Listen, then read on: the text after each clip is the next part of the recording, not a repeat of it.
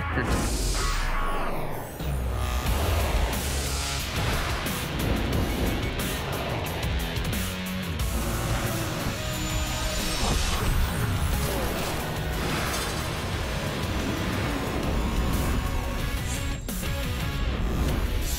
Center with Jay and Dan, presented by Tim Hortons. There's a lot of swooshes. Did they put more swooshes in that intro? Now with 25% more swooshes. Thanks for watching our show, everyone. Yeah. Hey, Mike Hoffman got traded a couple times.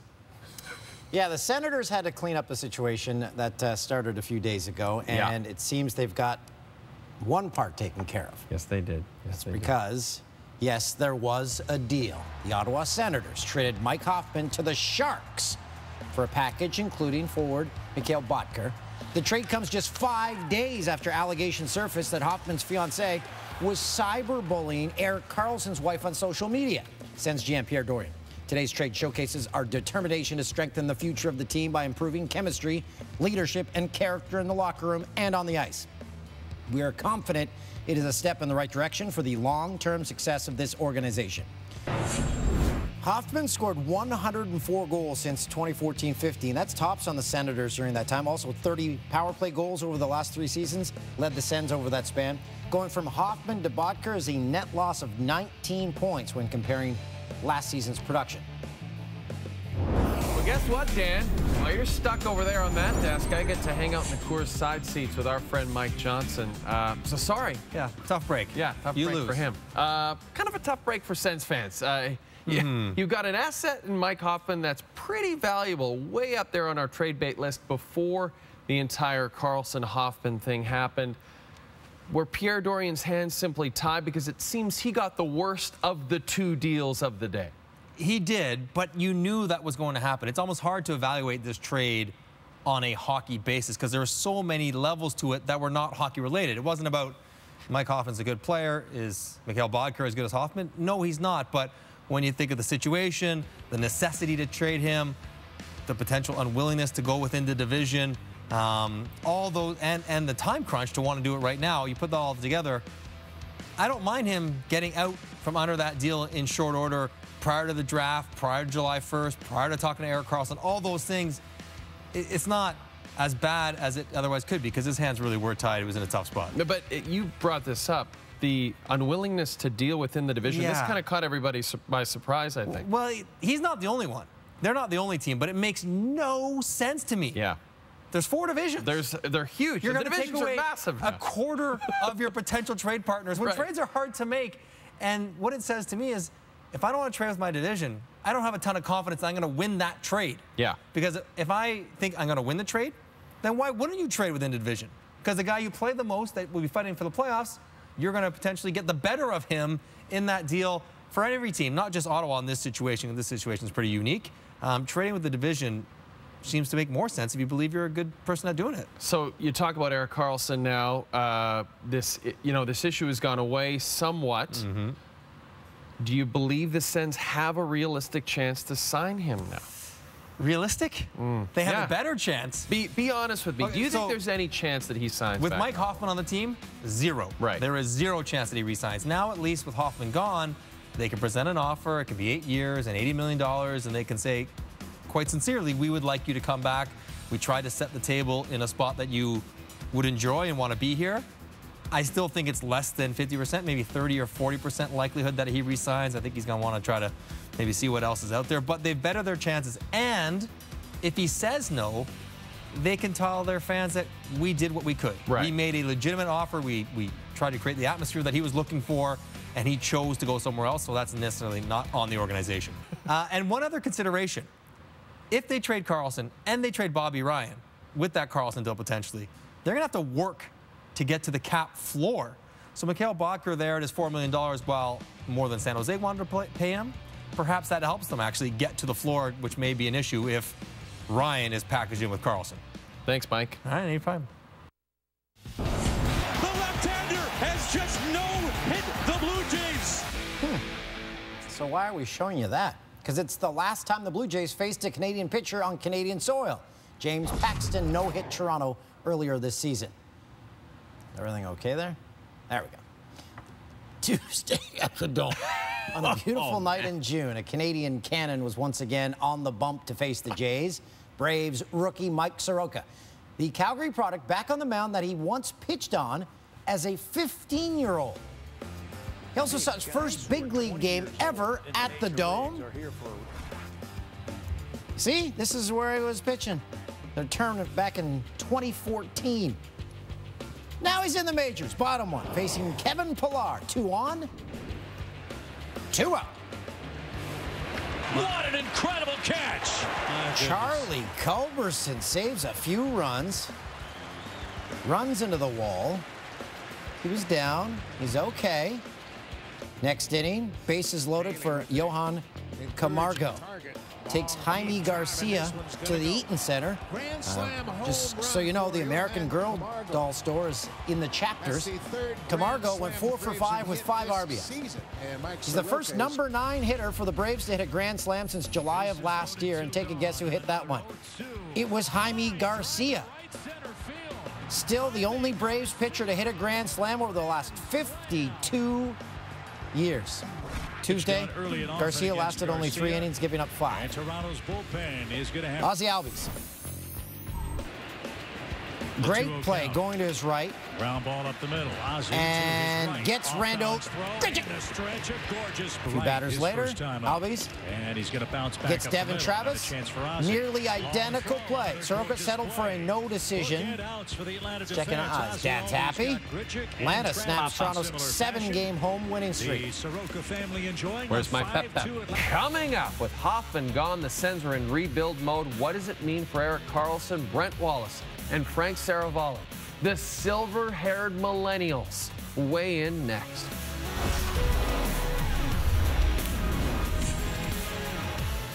You've heard of a championship hangover, right? No.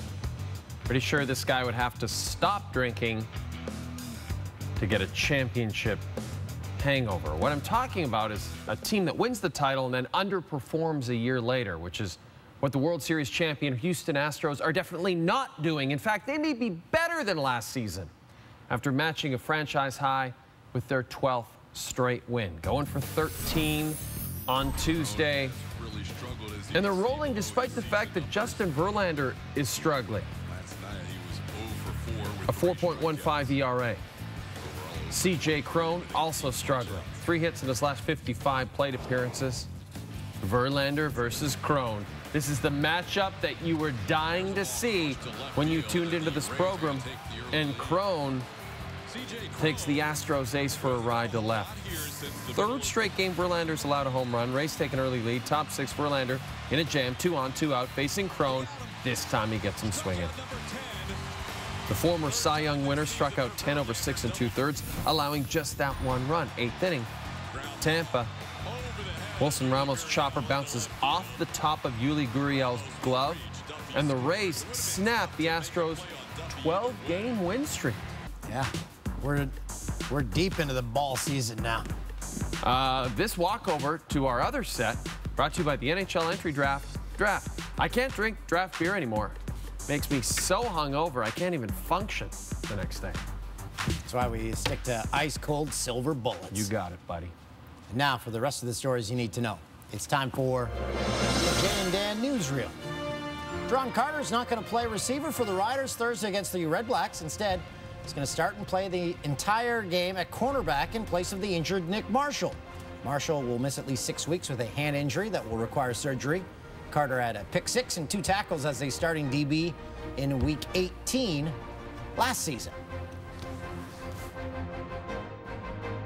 I don't even know when or how much I'm gonna play on offense, defense. I just go into the game ready to play. I mean, I know a lot of offense, period. So me being able to, see route combinations, everything, it definitely helps me out there. You're not Superman. It sounds like he's trying to save your legs a little bit.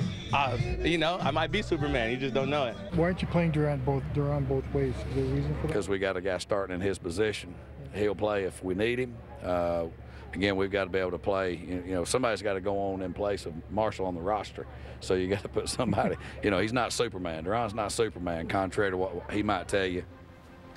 two of the most interesting guys in the CFL. I was just going to say that, Dan. I would love to get, those are dream guests for me to get Duran and Coach Jones here in the Coors side seats with us. How great would that be? Producer Tim, line that up. Producer Tim, just make some calls, please. Despite not playing professional football since 2010, Terrell Owens has garnered interest from the CFL, specifically the Eskimos. Have added the soon-to-be Hall of Famer to their negotiation list. The six-time Pro Bowler has shown interest in playing again. 44 years old, clocked a 4.5 40-yard dash on Tuesday, sent it out on Instagram. He wants to come north of the border. Okay, let's admit it, 44. Guys who are 44 now, that's like 25. The Hamilton Tiger Cats, they signed defensive back Delvin Breaux.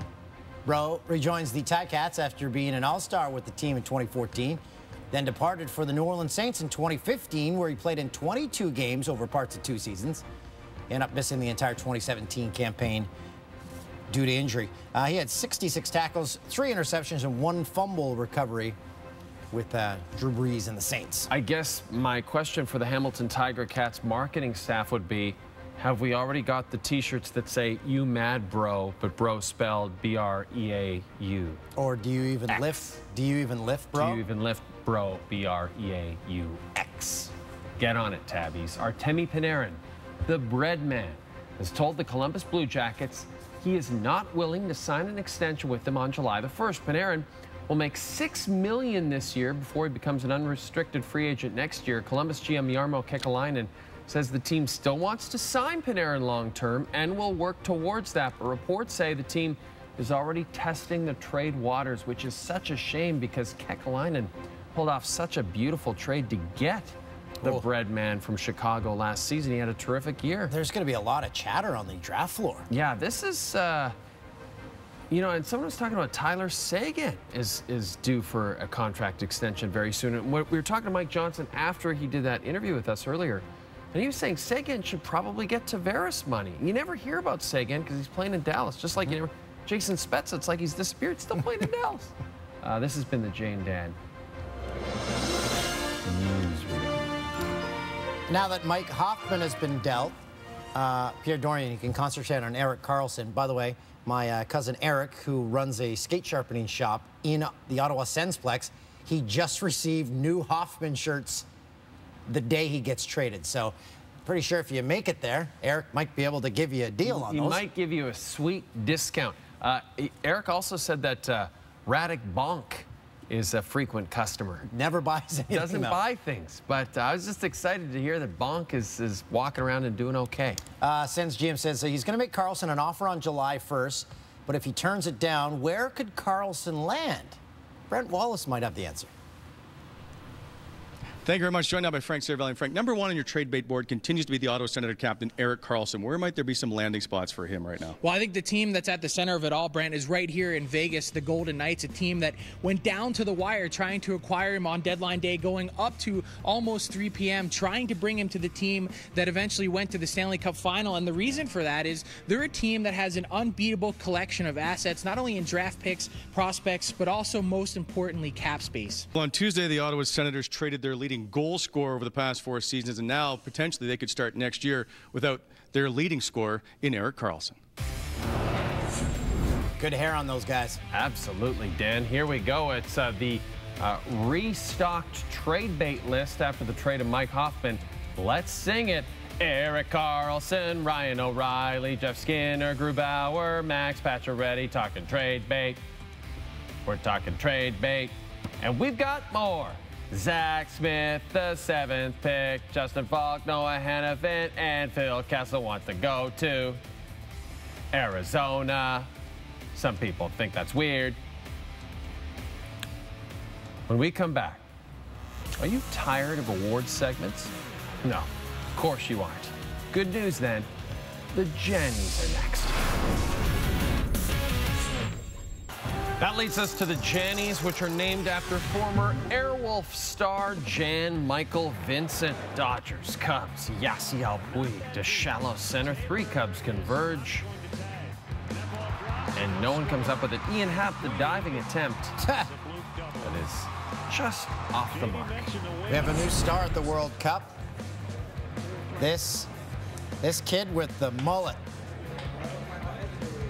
That's Billy Ray Cyrus level mullet. Kevin Pillar. Charlie Culberson pulls a Kevin Pillar on Kevin Pillar. Watch Senegal's coach. It says fist pumping while staring into your soul. Is that a Puma Blazer? Randall Grichuk, chopper of the middle. Ozzie Albies is making a lot of plays like this for your Atlanta Braves. Corey Dickerson fouls this pitch just over the Brewers' dugout. That's popped up. Fan goes for it. Beer's gone. Oh, bye-bye Beer. Oh, bye-bye Beer King.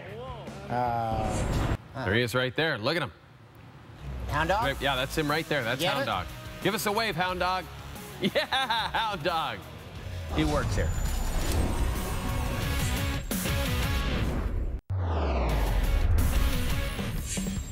Dan, you ever have a flashback? All the time.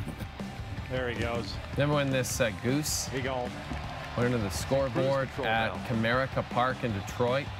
And fortunately, a Detroit area veterinarian was sitting nearby, and she helped to rescue the goose. Well, the Tigers were in Cincy Tuesday. Joey Votto up with the bases loaded. Look at this, a blackbird. Blackbird singing in the dead of night. Maybe get it some bird food. Votto's third career grand slam. And Votto gives a little bird dance reaction. That thing. In fact, that species of bird is called the mangy bird. So Joey Votto, grand slam, third of his career. Canadian.